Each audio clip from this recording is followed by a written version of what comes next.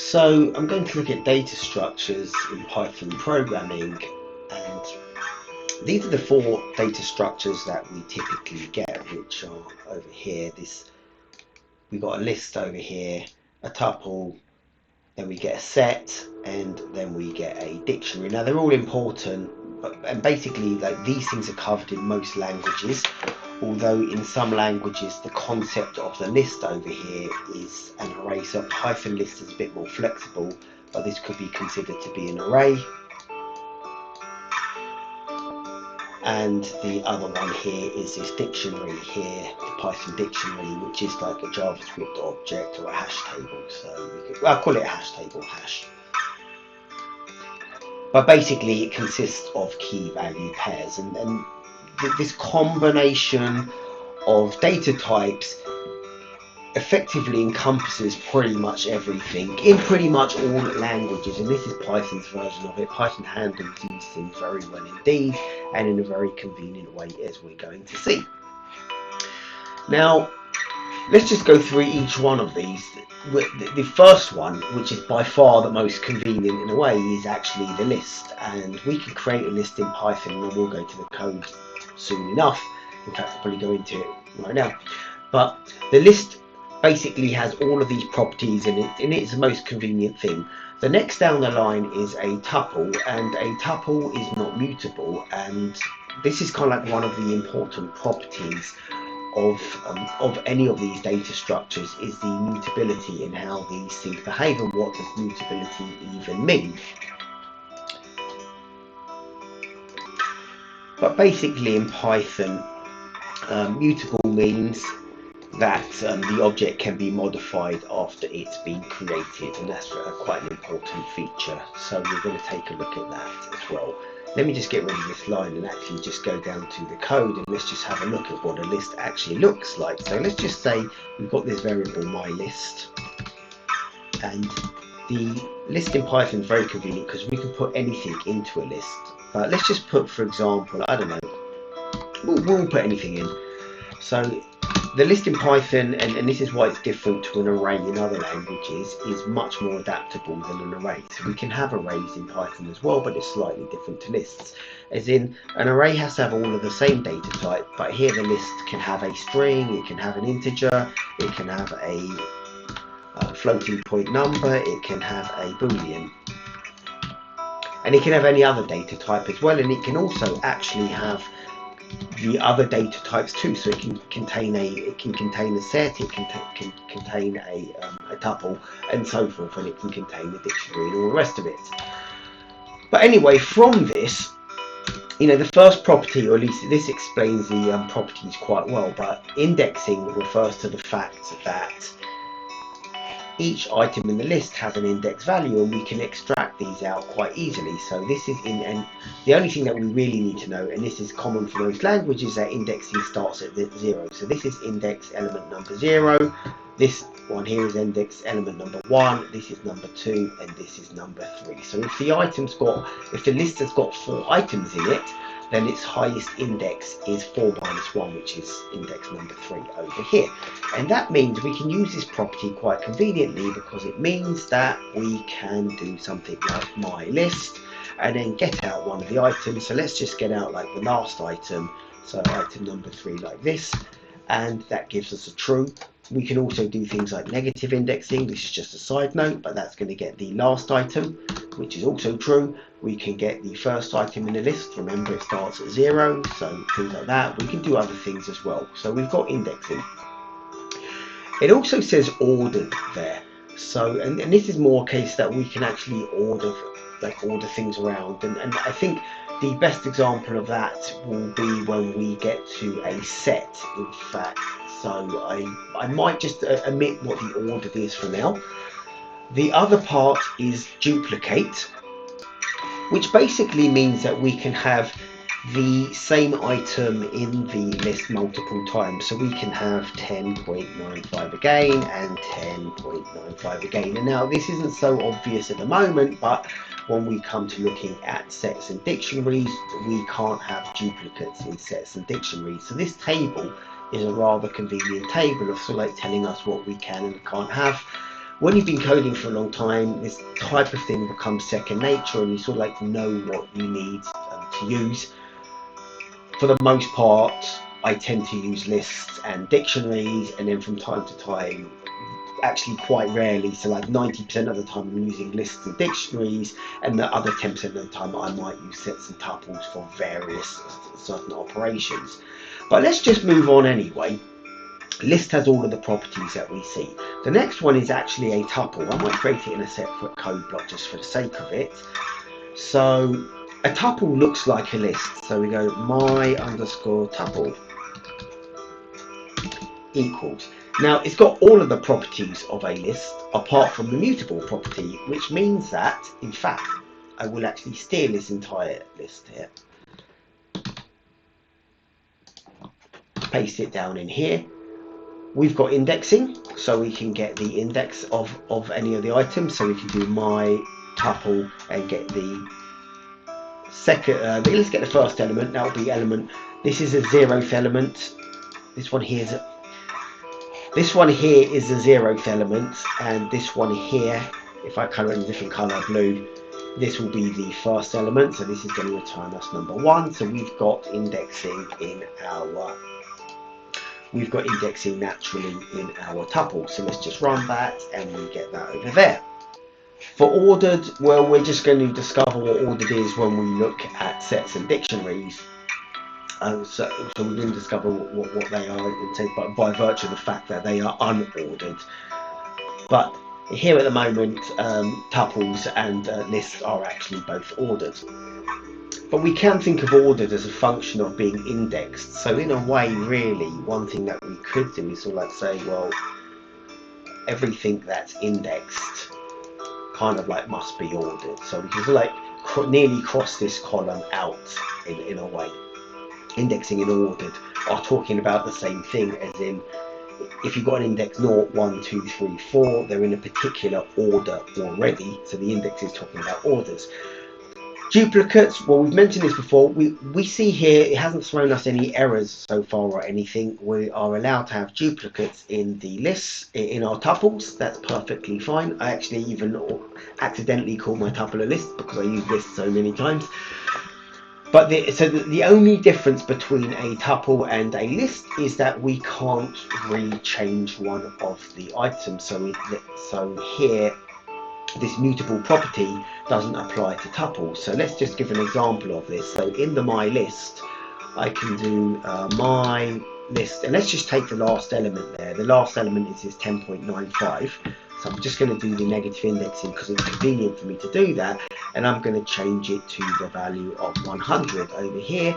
And then when I print out my underscore list like this, we can see that the last element now has turned into the value of 100. Now if I do the same thing here, which is my underscore tuple, and I do the negative indexing to get the last item out of it over here, which is 10.95, and I want to turn it into 100, and then I do my underscore tuple, it's going to throw me a big fat error, and the error is this type error effectively, and this type error very, very clearly says tuple object does not support item assignment.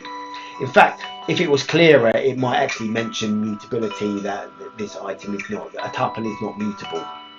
But either way, we get the hint on that, so let's remove this. That's the key difference between tuples and lists. And normally, like, tuples might be used for something like, if we're looking at coordinates, so coord, so something like, I'll take it down here. Let's just move it down a bit. Paste it up there.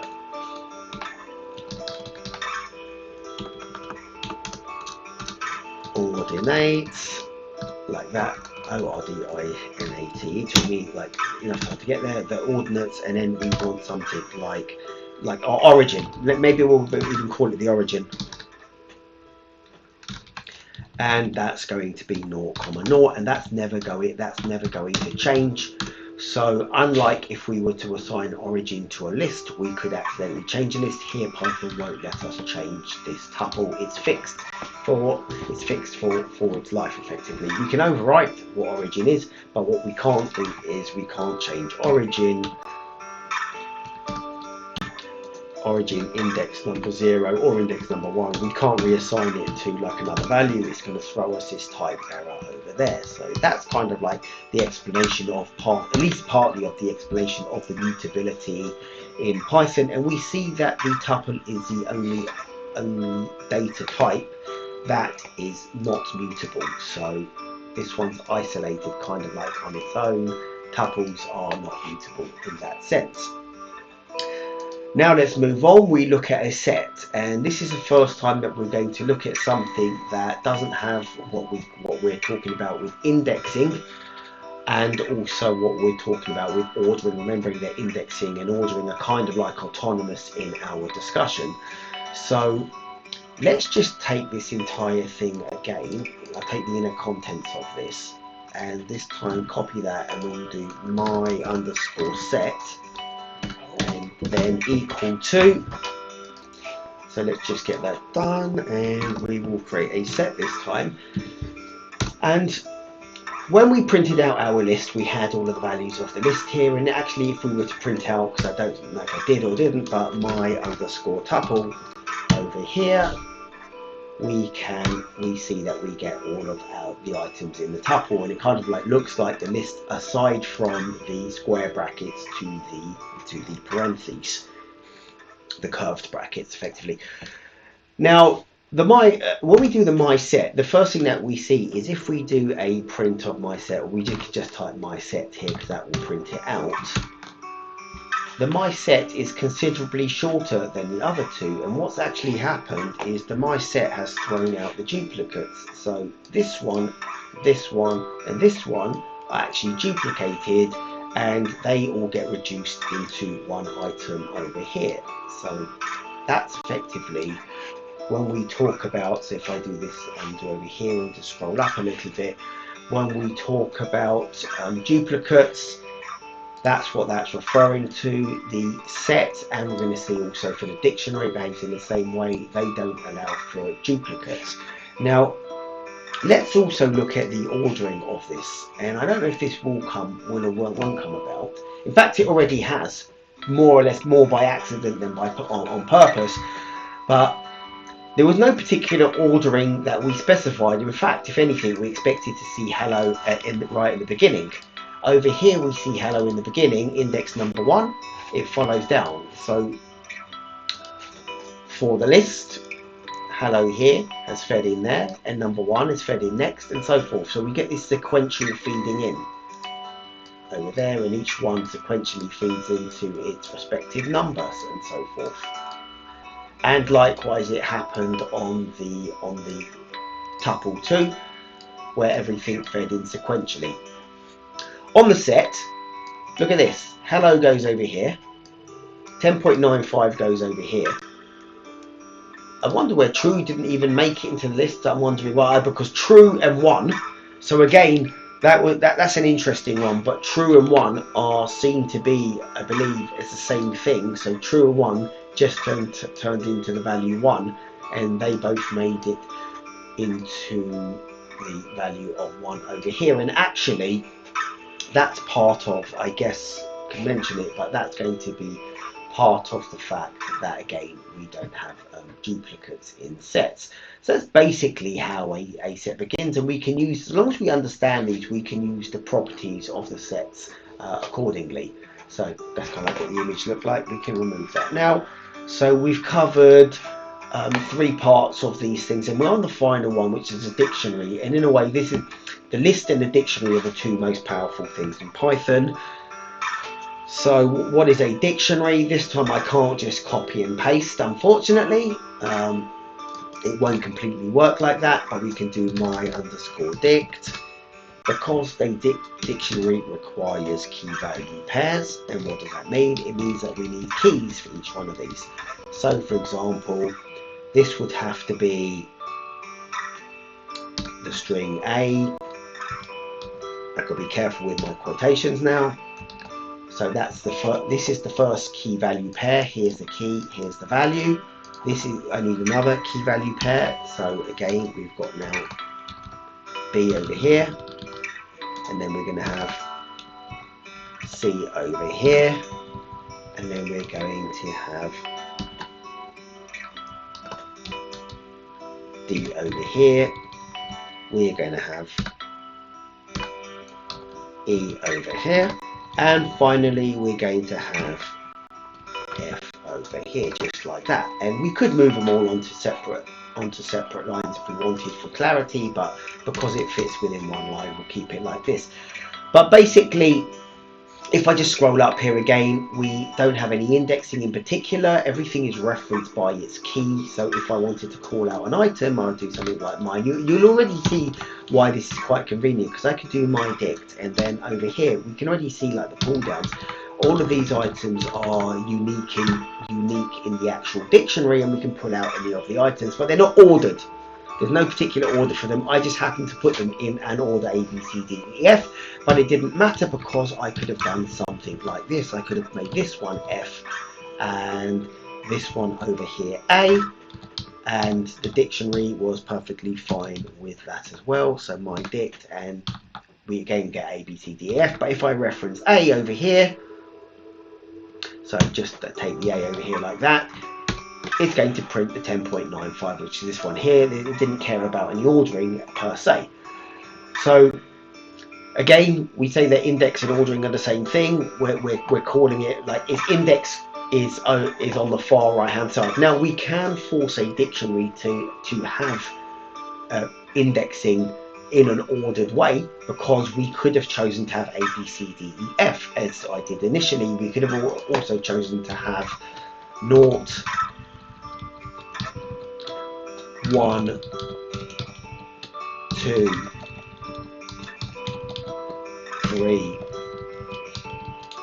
4, and even 5 over here, and that now looks exactly like, well, not that, it looks very, very similar to the list, because we've kind of like forced an indexing in here, but it didn't actually have to have this property. We've put it in.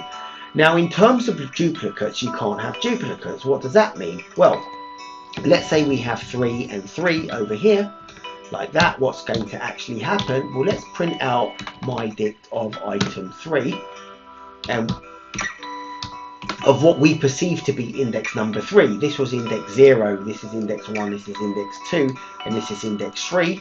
And we think this one's index 4, but let's just see what happens. And what happens is we get the 10.95. So the second one, the last occurrence of a duplicate, is just going to write the first occurrence. So basically, this value over here, this one, overwrites this one over here, because the 3 just overwrites it basically. And I should actually point out, because I did this like relatively fast, when I was doing this, we don't have to have 0, 1, 2, 3. They don't all have to be of the same type. This could have been hi, or put hello, and this one could be well, right?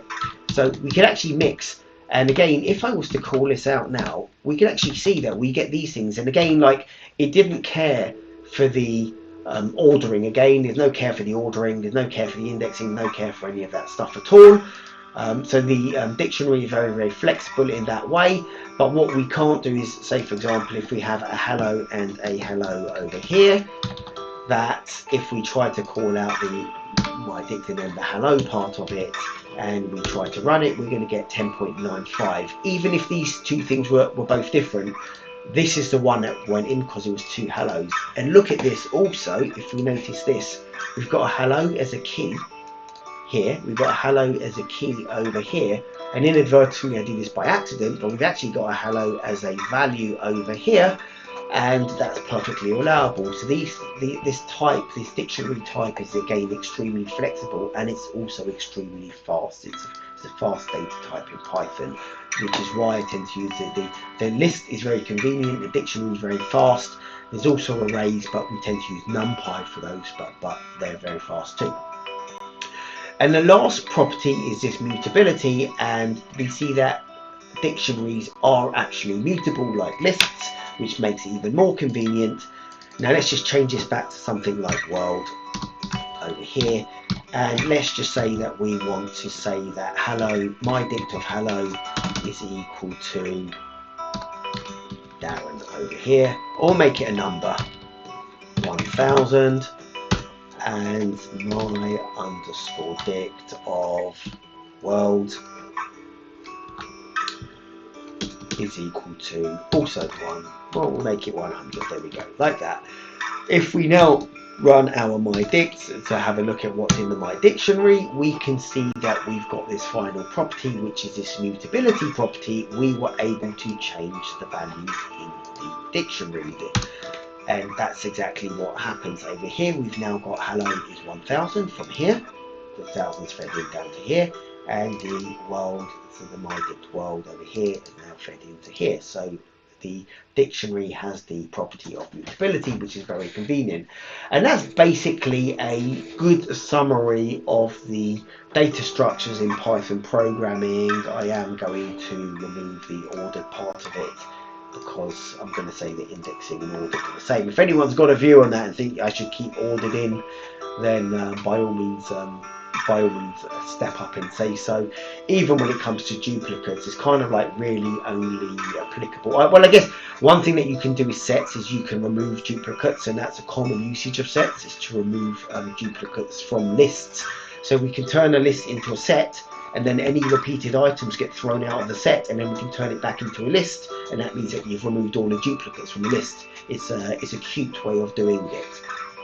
But yeah, if you like this video, hit the like button, the thumbs up button, and the follow button. And even if you didn't like the video, still hit the like button, thumbs up button, and follow button. And thanks for watching the video. This is Data Structures in Python Programming.